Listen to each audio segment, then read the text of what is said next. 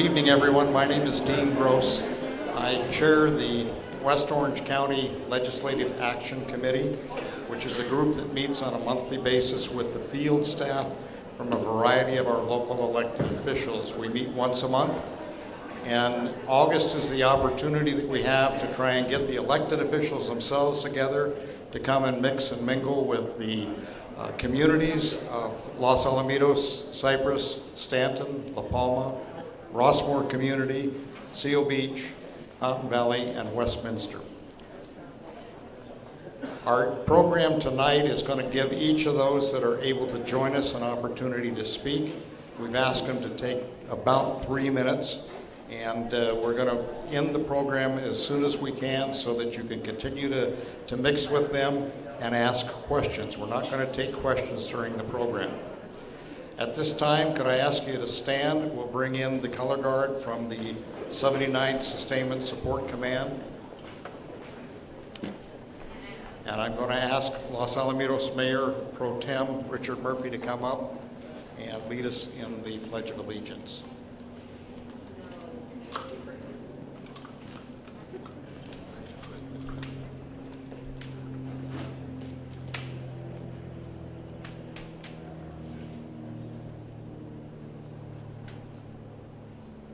Forward, march.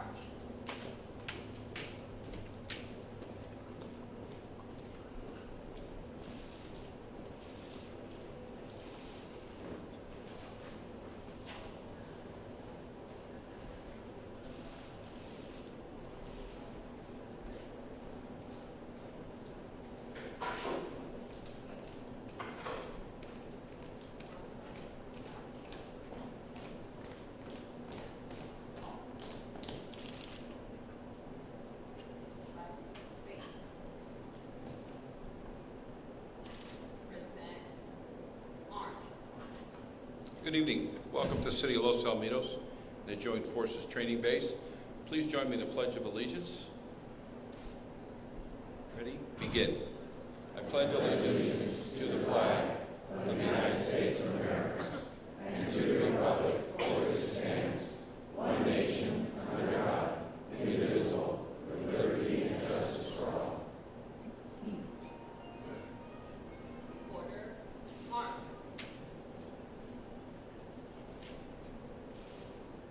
About face.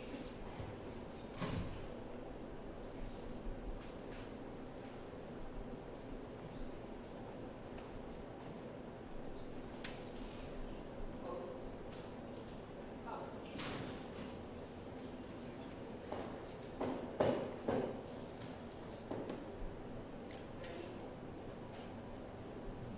Front. Present. Arms. Order, arms. Left, face. Forward, march.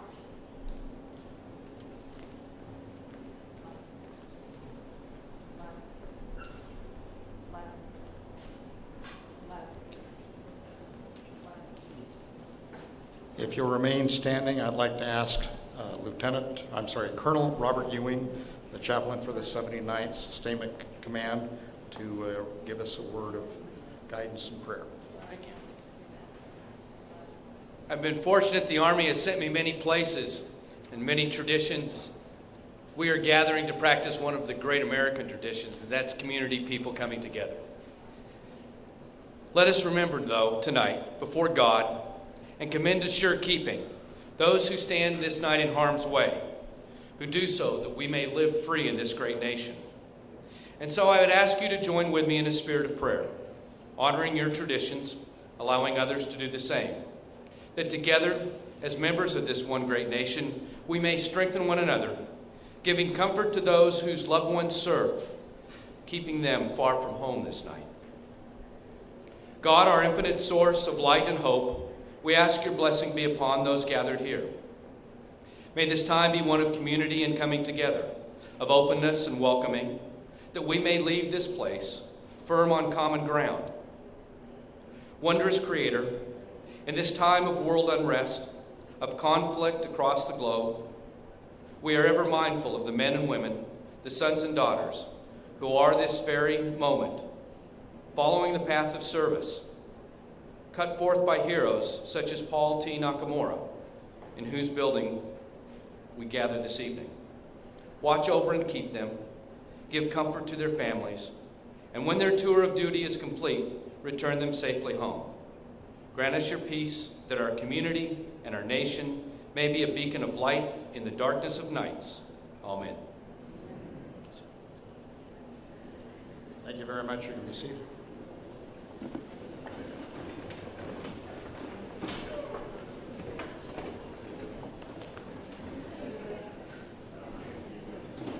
Last year, the protocol calls for us to start with the highest elected officials and work our way down, but a number of them are still en route from Sacramento and other locations to join us tonight. So what we're going to do is start off by introducing our local officials and representatives alphabetically, and I would ask that they stand, and we'll wait and recognize them all at the tail end. So from the City of Cypress, our city council members and mayor, if you will stand, please.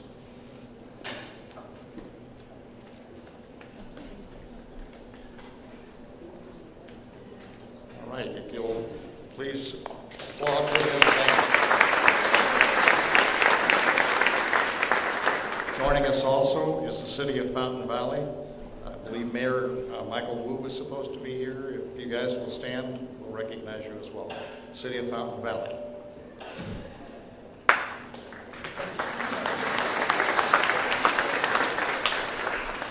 City of La Palma. I don't believe I saw Mayor Shanahan here, but if the City of La Palma is present, will you stand and we'll recognize you. Okay.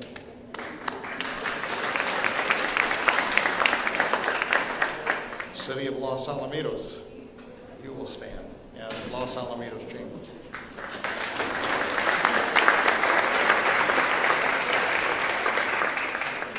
City of Seal Beach.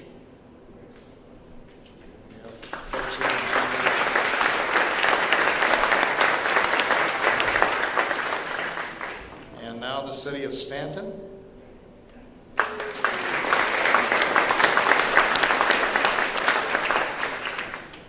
City of Westminster.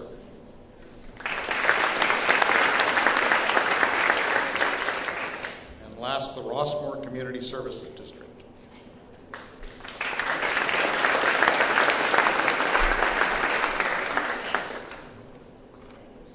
All right. I'd also like to take the time in recognizing those who have helped sponsor the event, put it together through the Chambers of Commerce from the cities and areas that I just referred to. I'm going to call off the sponsors if there's someone here representing them, if they can stand and remain standing, and then we'll applaud for you at the very end. Alamitos Eye Care, AT&T, Columbia College, the Employer Support for the Garden Reserve, Forest Lawn Flower Shop, Grand Canyon University, Green City Waste and Recycling, Hero Energy, Los Alamitos Medical Center, Residence Inn by Marriott, the Southern California Gas Company, Steve Blount, Southern California Edison, and Wells Fargo Advisors. If we can, let's give them all a round of applause.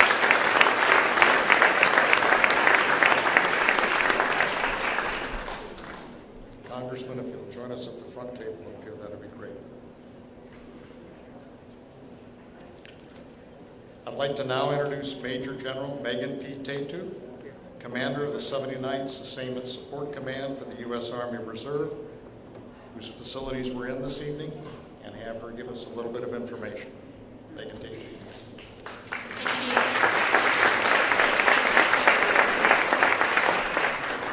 My role here is very easy. I'm simply here to welcome all of you to our headquarters at the 79th Sustainment Support Command. We're an Army Reserve headquarters. We're the second largest Army Reserve headquarters in the United States Army Reserve. We have command and control of all of the logistics forces west of the Mississippi. So we're thrilled to have you here. I know some of you have had some questions about the building. This is a new facility for us, a new headquarters building. We moved into this facility in December of 2012.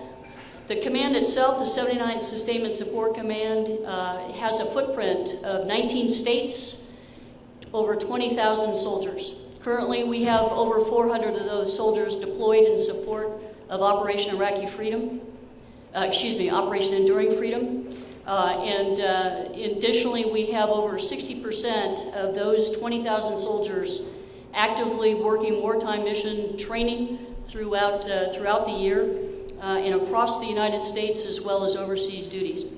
But again, we're very pleased to have you in our facility. Last year, for some of you, I think you know that we had some challenges with audio. I think this year we've got a little challenge with the air conditioning. We just want to keep you on your toes. But again, thank you very much. And after the speeches this evening, if anybody has any interest, we do have soldiers that are more than happy to provide you some escort to look around our facilities here. And I just want to highlight one point of that was very important to us in this headquarters. In June of this year, we did memorialize this headquarters building in the name of Sergeant Paul T. Nakamura. Sergeant Nakamura was the first Army Reserve soldier that was killed in Operation Iraqi Freedom. His family is from Santa Fe Springs.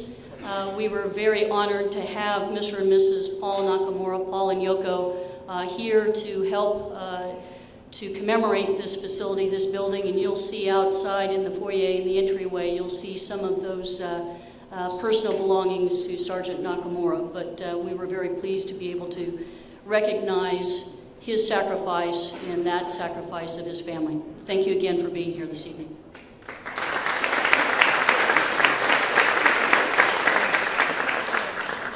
Thank you very much. I'd now like to bring up Major General Lawrence A. Haskins, the commander of the California National Guard and the 40th Infantry Division here at the Joint Forces Training Base.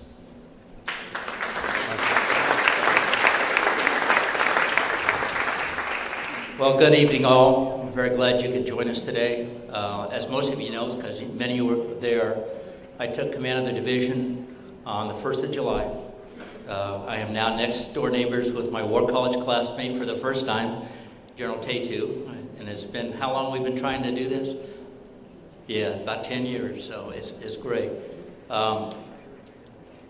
General Jones, Keith Jones, I just wanted to do a heads up for you that we're doing his retirement dinner on the 5th of September here at the Fiddler's Green. So the invitations are going out, but I wanted to let you all know because he already misses all of you.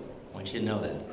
So I just want to also let you know that, this is not new for me. I'm an Orange County native, born and raised in Buena Park.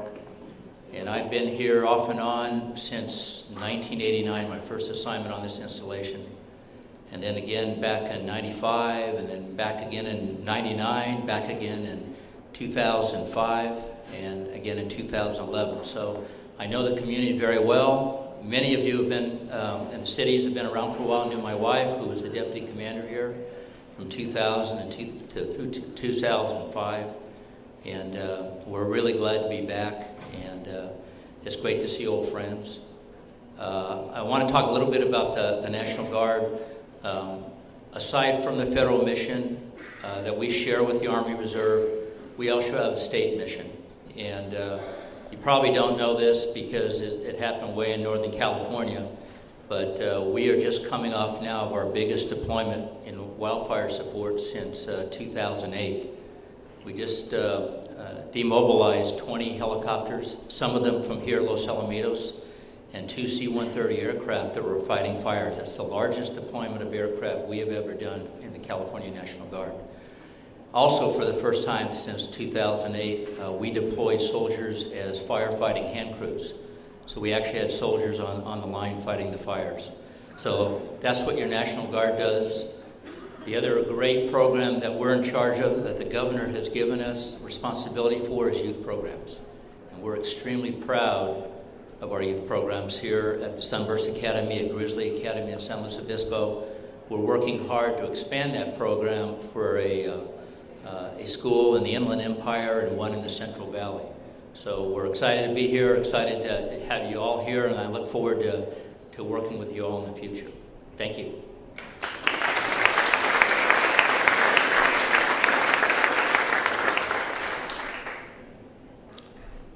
Thank you very much. I'd also like to recognize any representatives from the Cypress School District and also from the Los Alamitos High School District, Unified School District. If I could have you guys stand, please.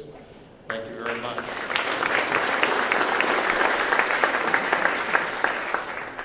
We had invited 10 elected representatives that represent this area, and because of legislative sessions that were going on, some of them were able to join us tonight, some of them just got off planes, and so I'm going to try and bring those folks up.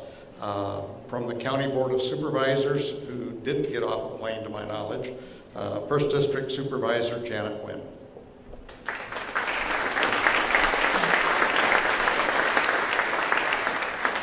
You guys can have 3 minutes.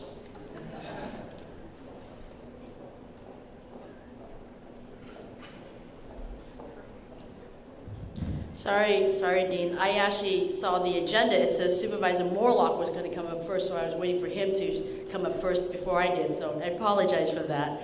Good evening. It is an honor to be here to address you this evening. I want to thank the Legislative Affairs Committee of West Orange County for hosting this event and for having me here tonight. I plan to give you just a brief overview of the county, including some of the issues and accomplishments we've seen over the past year. While the County of Orange has faced quite a few challenges, I am pleased to announce that once again, the Board of Supervisors has passed a balanced budget this year. This is remarkable, considering we've had to manage unfunded mandates given to us by the state, such as AB 109, which is the realignment of state prisoners to our county jails. AB 109 was passed by the state legislature in 2011 and is Governor Brown's attempt at fixing state prison overcrowding by shifting low-level inmates from state prison to county jails. This is a failed policy that has put the public safety at risk.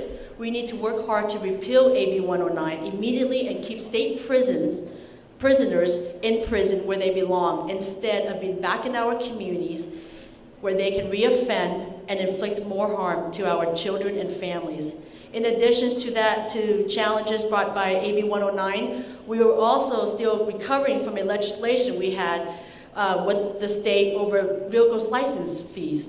County of Orange must now not only pay the state $150 million over the next 5 years, but we also will be losing approximately $78 million each year after. Our county was the only county punished out of 58 counties in the state. This has caused lots of county services cuts, which has hurt our taxpayers. Despite these ongoing challenges, there are good news. The county recently received a credit upgrade from Standard & Poor's.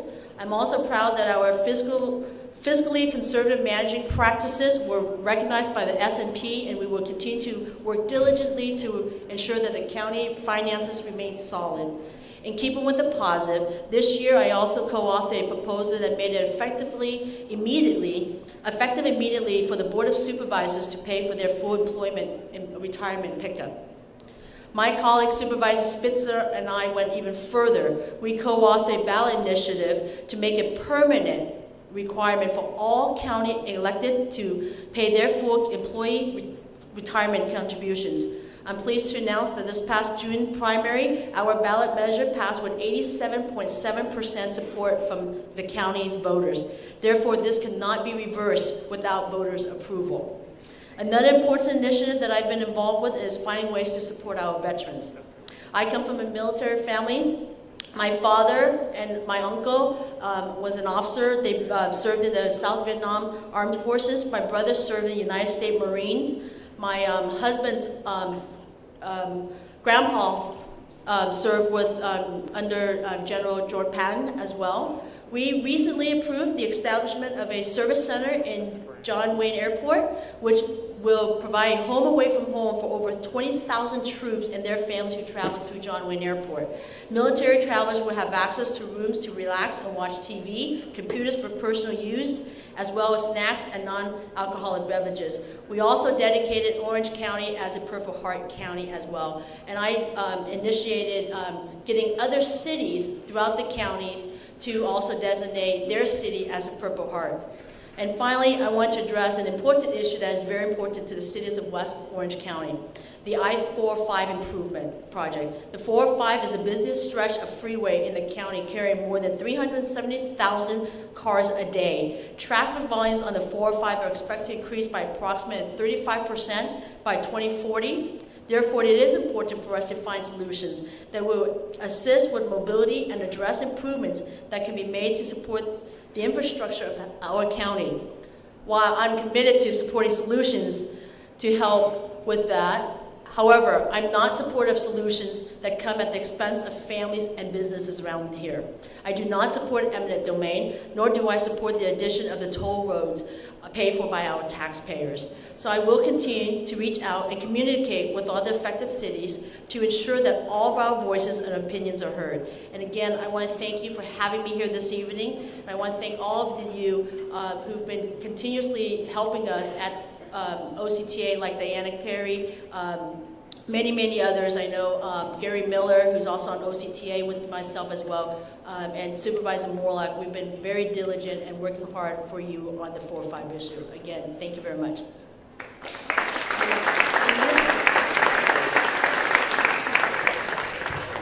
I apologize for going out of order. Michelle Steele, who represents this area from the 4th District of the California State Board of Equalization, was here and had to leave for a family commitment, and she extends her regrets, but I think she got to meet several of you before. Actually, Janet's the 1st District Board of Supervisors, but the guy that represents our area directly here is John Morlock from the 2nd District. John, if you'll come up, I appreciate it.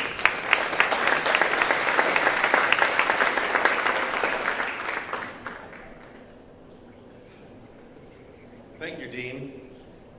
125 years ago this month, the County of Orange split off of LA County. So we are celebrating our quasi-centennial. We split off right here at Coyote Creek. I know I shouldn't mention coyotes here in Seal Beach, but it is Coyote Creek that is the border, and we split off because it took you a day to get to LA. We had no paved roads, we had no telephones. It took you a day to do your business, and it took you a day to come back. Not much different than today. But like a lot of counties, this state started with 29 counties, and they just sort of morphed. They split into pieces because they couldn't get access to their local government. So we split off in 1889. We were split off just a little bit before Riverside County, which split off from San Bernardino and San Diego County. And then in 1907, the last county, the 58th county, was Imperial County, and they split San Diego County, which had the whole bottom part of the state, in half. So you know you have Imperial. So we're really excited. We're the 53rd county. We're celebrating that this year. 20 years ago this year, I had the privilege of running for office for the first time. And I said that the treasurer tax collector for the county was investing like a maniac. I lost that election, and 6 months later, in December 6th, the county filed for Chapter 9 bankruptcy. And a few months later, I was appointed treasurer, and I had a lot of fun serving this county as the treasurer and restoring that department. 8 years ago today, 8 years ago this year, I ran for supervisor on a platform of pension reform. And so I said there was about a dozen things that I wanted to do when I became a supervisor, and I just want to give you a quick update on how that went. A report card. I should tell you what I said I would do and what I've accomplished, or what we've accomplished.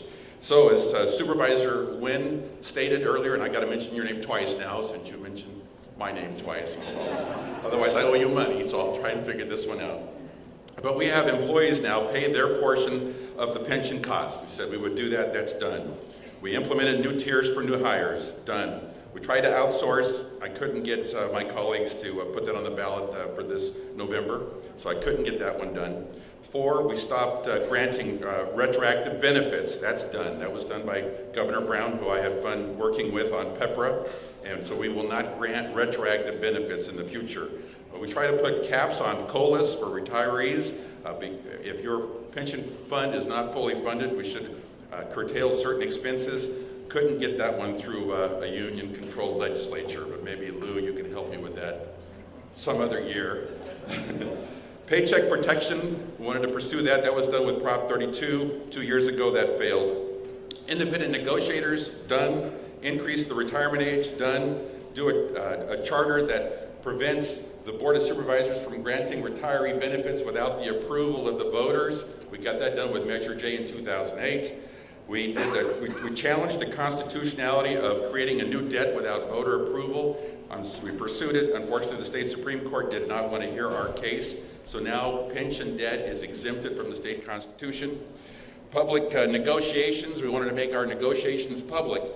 So much monkey business goes on in negotiations, and then you don't get to know about it until we vote on it. We implemented COIN, retiree medical benefit in 2006. We reduced our unfunded liability from $1.4 billion to $400 million. That's $1 billion savings to the residents of the County of Orange. I've had a fun time serving as your supervisor. We've been busy the whole 8 years. I'm going to miss it. I'm going to miss you. But it has been a complete honor to serve in this capacity on your behalf, and I want to thank you very much. Thank you.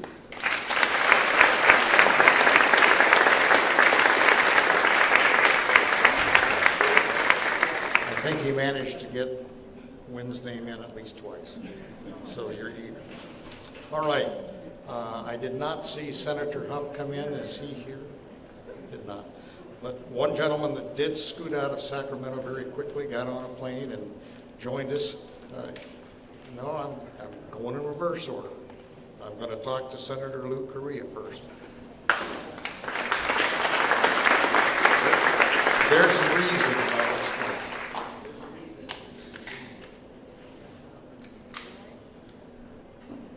Thank you very much, Dean, and good afternoon to all of you. First of all, to General Tatu, General Haskin, and Dean, thank you very much, all the elected officials, for hosting this informational event here tonight. I'm State Senator Lou Correa, and let me start out by thanking all of you for the honor and the privilege of representing you in Sacramento. I think John and I have about the same number of days left in office. When I left to Sacramento 8 years ago, one of my number one goals was taxpayer equity for Orange County. I don't know if you're aware, but for every property tax dollar we send to Sacramento, we get less than 11 cents back. We're at the bottom of the barrel when it comes to taxpayer equity. So that was one of my major goals. We moved that equation a little bit, but not enough. We have to keep working on these issues moving forward. Along the way, to work these issues out, we hit a bump in the road, which was called the biggest economic recession since 1930.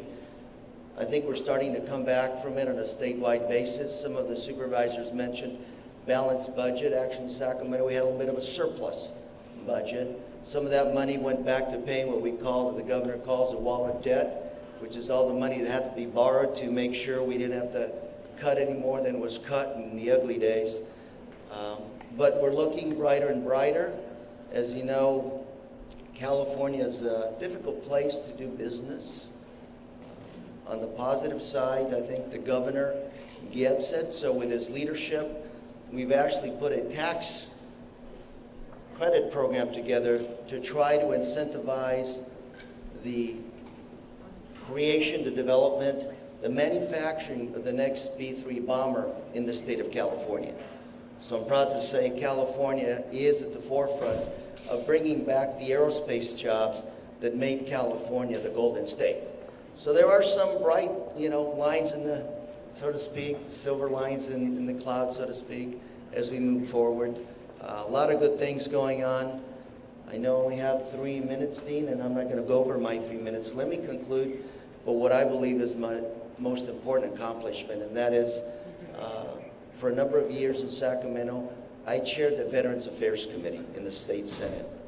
And I'm honored to say that I worked with the National Guard and the other armed services branches to make sure we moved legislation to take care of our troops, our men and women that have given so much to defend this country's freedom and the freedom of others around the world. So if I look at my legacy, what I've done, a lot of good work it's in that area. So let me conclude by thanking our men and women in uniform for all the good work you've done for this great country. Thank you very much. Actually, I'm going to lie. That's not my conclusion. My conclusion is going to be that I'm in the last week of legislative session. Next week is the last week we're in session in Sacramento. And so, as you see, what we refer to as this massive sausage-making machine moving forward. If you have any questions or issues, give me a phone call. Because I'm always very interested in hearing from my locals. As I look at the analysis of the legislation I'm about to vote on, I love to see if somebody calls me from the local area that has a lot of weight in my decision-making when it comes to my votes. And now I will conclude by saying thank you very much to all of you.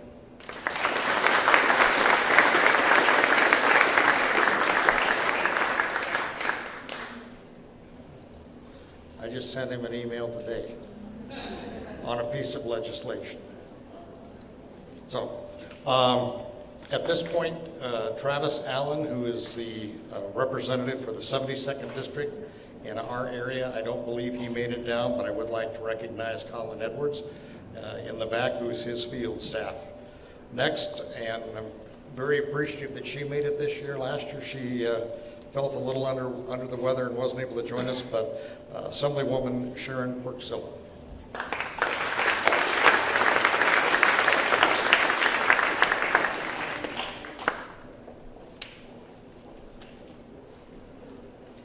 Well, thank you for having me. It's a pleasure to be here, and I too would like to thank those veterans. So those veterans who are here, thank you so much for your service. And I do have the honor this year as serving as the Veterans Chair for the state of California. And I do want to just mention a few major milestones that we were able to accomplish just this week. And with Senator Lou Correa's support and the entire Orange County delegation, we received 100% yes votes for our AB 1453, which will establish a veterans cemetery at the El Toro Marine Base, or former Marine Base. And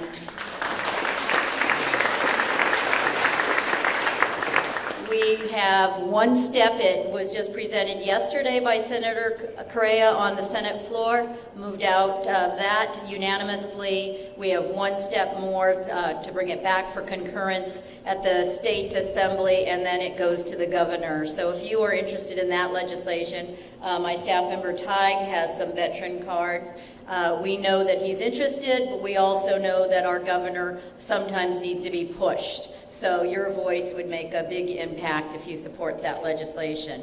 In addition, some have asked, well, if you're going to be interested in that type of legislation, what about our returning vets? What are you doing for them? And how are we dealing with not only the drawdown, but many, many returning vets that choose to have Orange County as their home? And I can tell you we have made significant contributions. One is putting almost $4 million into the County Veterans Service Officer Fund. So when they come home to the county, and when we work with our friends at the county, we can hire more people at the county to help process not only their benefits but their disability, because more than a few significant indicators tell us we have to do better. One of the growing number of our homeless are our vets. We know that with the mental health issues that we have to do more investment there. I see my friend, Mr. Morlock there, looking across the way, and I know we talked about the homeless issue when we were on OCOG together.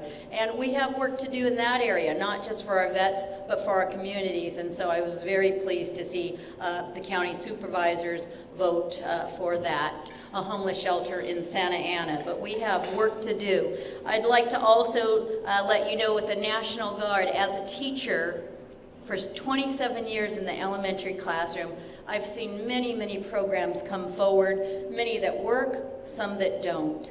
And one of the most impressive programs that I've seen over the years is right here, the Sunburst Academy. So impressed by that program when we're taking high school students who have been struggling many on their way to dropping out, and right here at Los Alamitos, giving them a second chance. And many, from what I understand, 100% are getting back.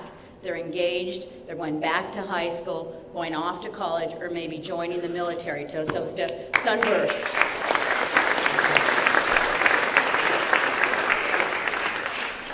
Even more is now the new program that is for even younger students, where we're now bringing our younger students again right out here to Los Alamitos to learn about our STEM program. And so as we talk about the economy, we have to talk about that investment in education. Unless we make sure we're investing in education, those are our future employees, those are your future employees. And so, as I call the 65th district, which I represent, all of Fullerton, Cypress, West Anaheim, Buena Park, Stanton, and La Palma, the education district, because we have well over 200,000 higher ed students going to college right here with Cypress, Fullerton College, North Orange County Community College, Cal State, the largest Cal State Fullerton in the system, and Fullerton College, the oldest, 101 years old this year. We are investing in education, and we are seeing those bright-eyed students wanting jobs, and we now know that unemployment is as one of the lowest that it has been in so many years. So I'm proud to represent this district, and I'm even prouder to make sure that we have such strong and valuable people leading our country. Thank you so much for your service.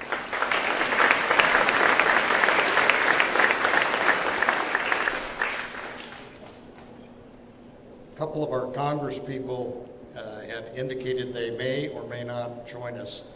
And so I decided to reverse the protocol this year, because usually you start with Congress. I'm going to end with Congress. So I've got one more assembly member. That's Assemblyman Alan Mansour from the 74th District. And if you can come up and give us a few minutes, and then we'll get to the congressional area.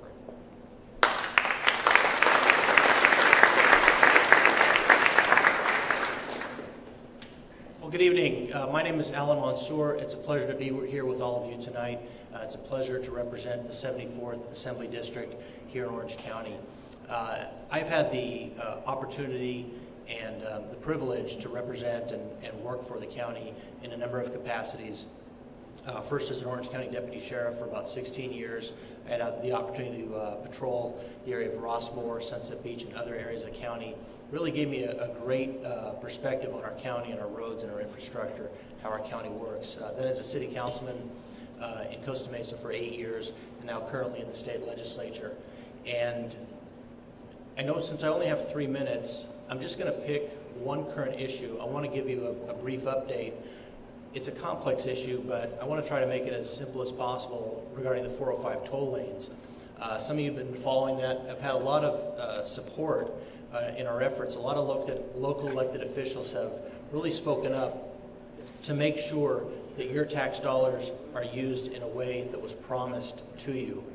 The Measure M tax, half-cent sales tax, we voted for twice as a county, and certain things are promised in that measure. And one of them was a new free lane in each direction on the 405 freeway. And basically, that's what the voters voted for. That's what they should get. That's what you should get. But OCTA was going to use that money to put in toll lanes. We spoke up. We got them to back down on that.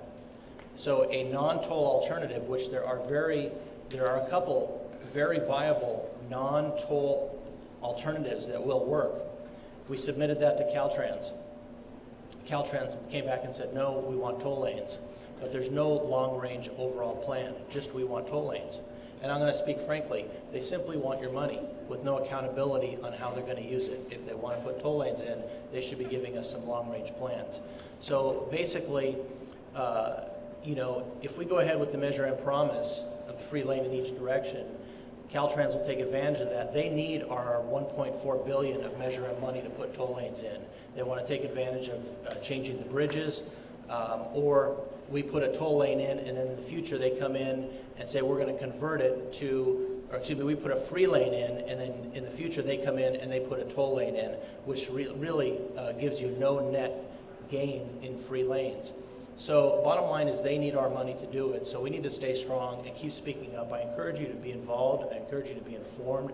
Let your elected officials know how you feel. If you want toll lanes, by all means, let your elected officials know that. If you don't want them, please let me know, let your local elected officials know. I want to encourage you to be involved. I have a website. My personal website is alanmansour.com, but we also have a website for the toll lanes, keepthe405free.com, and also a Facebook page, Stop the I-405 Toll Lane. So just wanted to thank you for your participation here tonight, encourage you to stay involved, and if I can ever be of assistance, my door is always open. Please feel free to let me know. Thank you so much.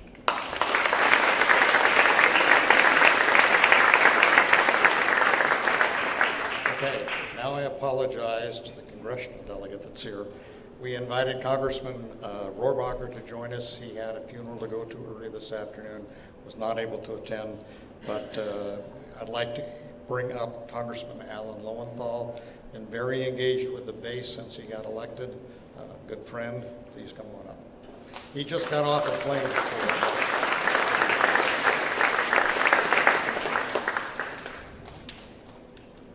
Thank you. Yes. First, it's a real pleasure. I just came back from Minneapolis. I'll just tell you on this. I addressed, or I was a speaker at the National Council of State Legislators, and when I was in the California legislature, I'm Alan Lowenthal. It's my first term in Congress, but I served in the California legislature, and I worked for many years to try to get redistricting taken out of the hands of our legislature and given to an independent commission so we would have fair districts. And they did that. And now I'm trying to do that at a national level. I think one of the reasons that we don't get a lot of things done in Congress, because this may come as a great surprise, we're not getting a lot of things done. I know that's a surprise. I think in part that has to do with the fact that I think people really try on both sides of the aisle, but the districts are so, throughout this nation in many places, are so gerrymandered that we really don't get representatives that are accountable to the districts that they serve. And so I'm trying to work on that. That's one of the things that is going to be my major work in the Congress, to create a system that districts are fairly drawn throughout the nation.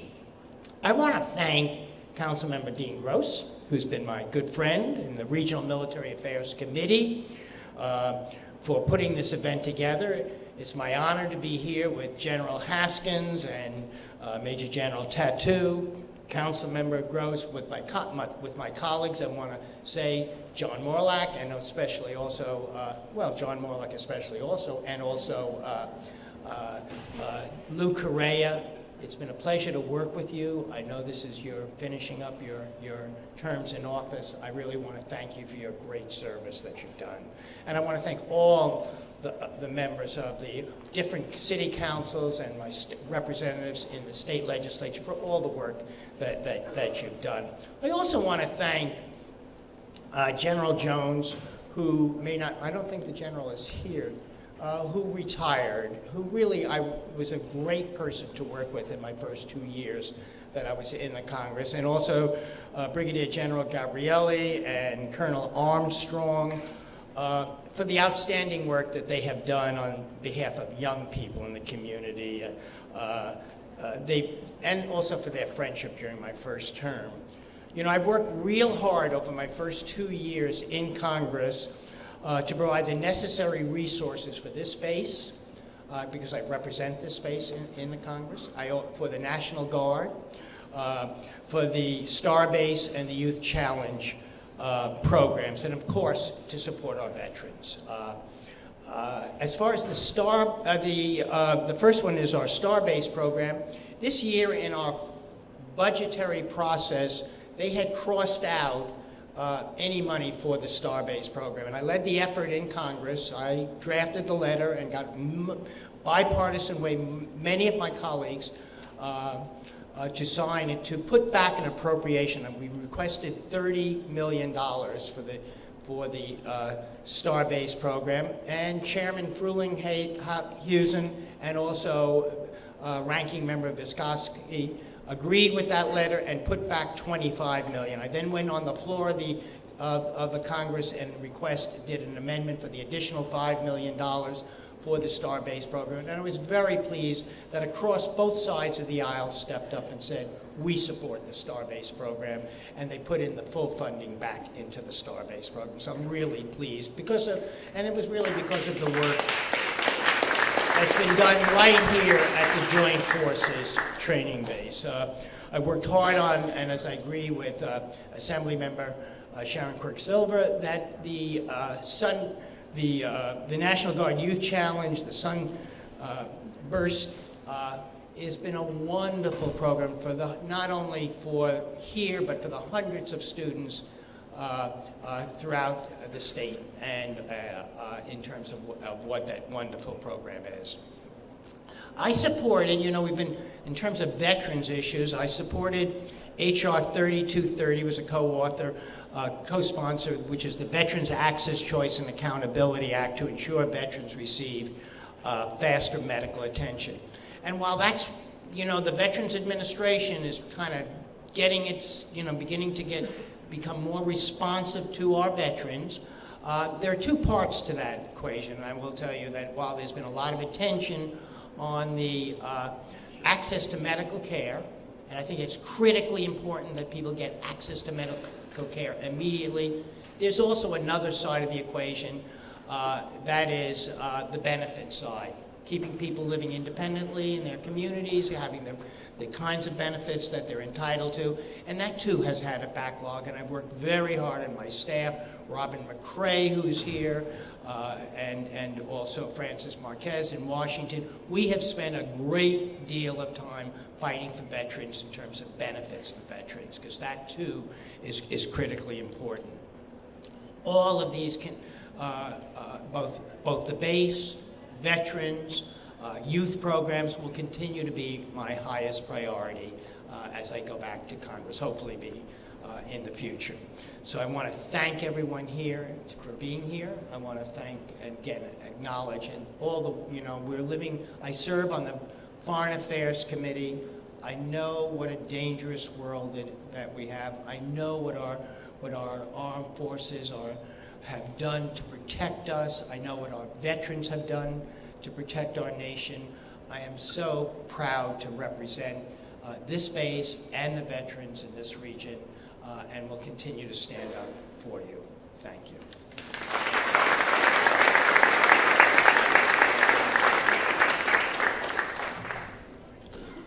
All of those folks, I hope, are going to stay with us for a little bit, and you can ask them questions individually. I'd be remiss if there weren't introductions for a few other people in the room. I'd like to introduce Lieutenant Colonel Nathan Range, the Deputy Garrison Commander here at Joint Forces Training Base. Don't believe Colonel Kim was able to join us, but Colonel Jeff Sibley, the Airfield Commander, is here.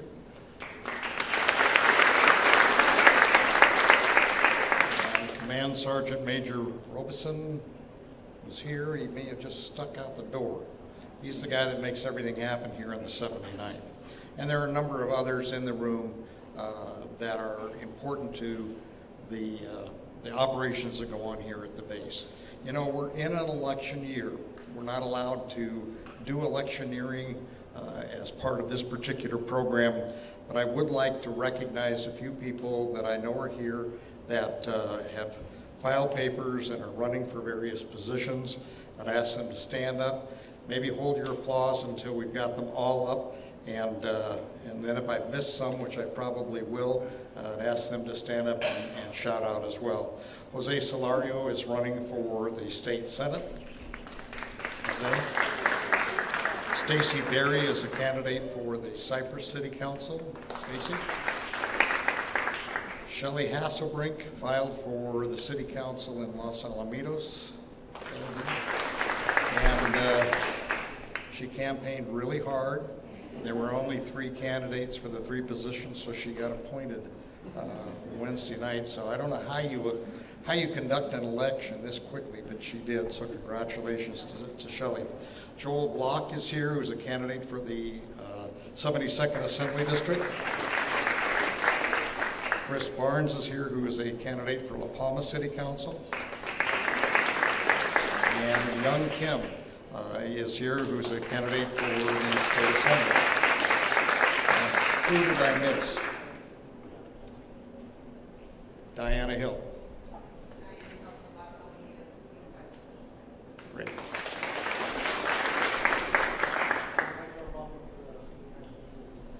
Good, thank you. Anyone else?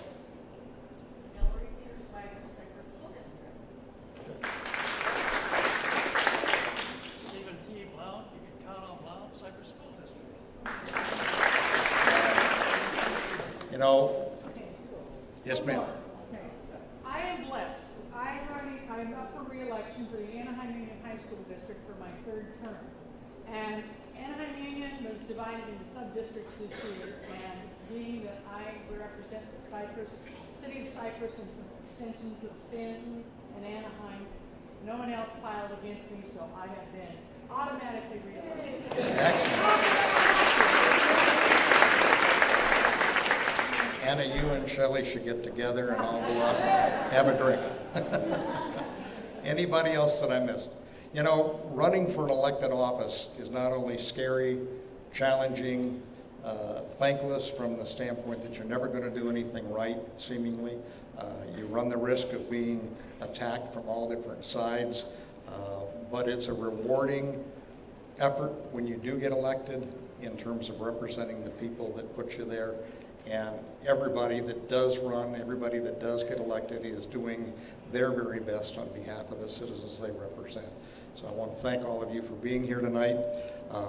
We're on time, and as was mentioned by Major General Tatu, if you do have an interest in touring this facility, if you were not able to do so last year, they will have some opportunity to do that in the back with some of the soldiers. There's plenty of food still left, some drink, so please get on to the folks that you want to talk to, and have a good evening. Thank you very much for attending.